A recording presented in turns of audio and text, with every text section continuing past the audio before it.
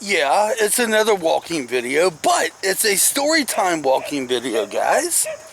Yeah, today I'm going to tell a story, and I figured what's best to tell a story as I get my walk on this morning. Because it's just one of them things it's what it is. Alright, let's run my little doggy intro, and let's get started. It's a good story today, guys. It's kind of ironic, me running my new intro of Stormy barking and what the story's about today. The story of today is about a dog attack. Let me tell you how this came about. Back about 15 years ago when we first moved here, my kids used to go to school about 2 blocks down that way. And it was towards the end of the school year. And every day I will go and I will leave about a half hour early before school got out, go pick the kids up. And the reason I will always leave early because my youngest was in preschool. And I was able to sit in on the class for the last 30 minutes of the day, which to me was a real treat. Okay? I love watching, I enjoy watching my son in school, and he has some great teachers. But anyway, that's not what the story's about. Well, every day I went the same route to go pick up my kids. I walk to get my kids. I walk out my back door, go down my hill, go through my yard, and cut into the alley. Then from the alley I would take the next street down, from that street to the next street, and I'd be there. Well, this one day, it wasn't that simple. So this one particular day, I did the same thing, but this day, no sooner than I stepped foot into the alley, something grabbed me by my ankle. I had boots on at the time, hiking boots, thank God I did.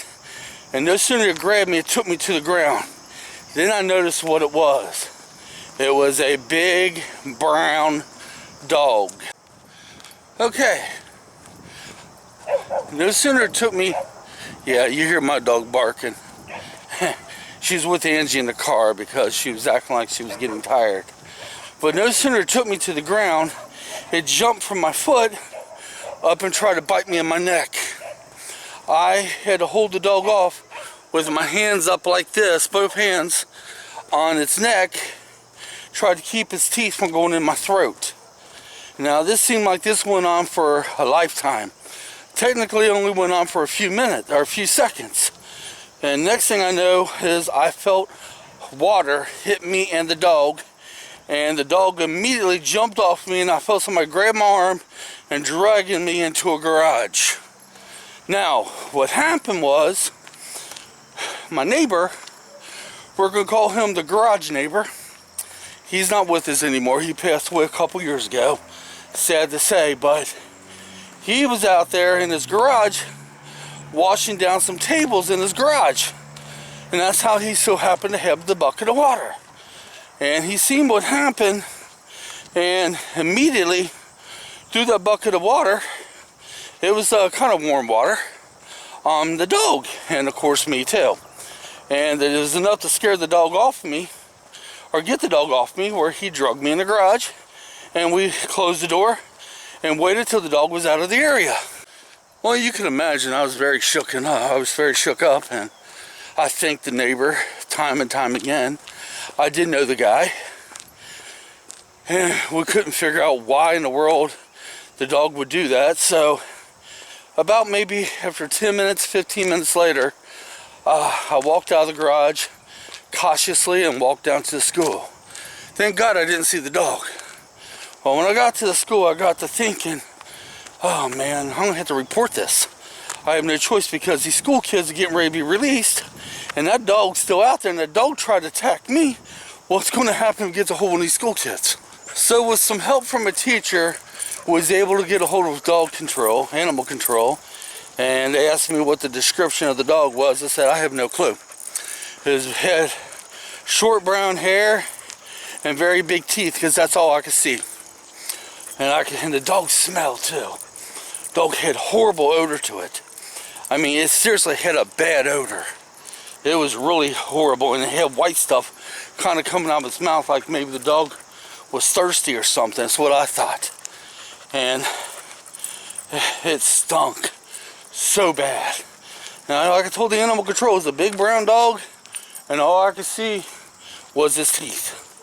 I said it had a bad odor, and it looked like it was, well, usually when a dog barks a lot or goes a little nuts, it kind of get that foam a little bit. I see my dog have it usually after I walked her too many miles, but I know that doesn't sound right, does it? But anyway, that's the best description I could give of the dog. So I got my kids, told them what happened on the way home, got home, and I was like, I wonder if they found the dog. I started feeling guilty. I was like, oh God, what if they find the dog and, you know, they put the dog to sleep? Well, I called animal control, and I called it throughout the day, and they couldn't tell me if they found the dog or they didn't find the dog. So basically, guys, my thing I take home from this, I take out of this was, it didn't make me afraid of dogs after this. It made me wonder, why me? For the life of me, why me? Maybe it's because I stepped in the alley, the dog was eating something, and maybe I surprised it. I don't know, but why me? And the reason I say that is because I get along with dang near all dogs. I've only had 2 other incidents with 2 other dogs, and the first one was when I was a kid. I was bitten by my sister Debbie's Chihuahua, Tippy. That's only because I deserved it, because I was teasing them. And then last year here at the park, where we had that dog charge us. And if it wasn't for my dog, now, I don't know what would have happened. Thanks to my dog, you know, turning around and going to that attack bark scared the dog away. But it left me wondering, what the heck did I do? Why did that dog come after me? I wondered that for the longest time. Why me? Alright guys, I'm going to finish my last couple laps, and on the way home I'm going to show you where this all happened at, where it took place at. Yeah. Now I may not be getting out of the car. I may videotape it from the car, because honestly I don't know who owns the garage today, and I don't know. They may not like me videotaping kind of the garage, which I don't see I'm doing any harm. But yeah, on the way home I'll show you where this all happened at. And then we'll call it a day from there. It's been a good hard walk this morning, I'm telling you. Wow. I can feel it today. Alright guys, I'll talk to you in a few minutes. Alright, hopefully you guys can see, that's the area that comes out the back of my yard right there. And right in front of me is where I was attacked by the dog. And right through here is the garage. The guy pulled me in to get the dog off me with the bucket of water. Yeah. So right through here is the back of my yard. I came out, was attacked, and there's the garage. Alright guys, that's all I got for today. Hope you enjoyed story time, and we'll catch you next time. Thanks for watching. Leave me comments. Come on, let's get out of here.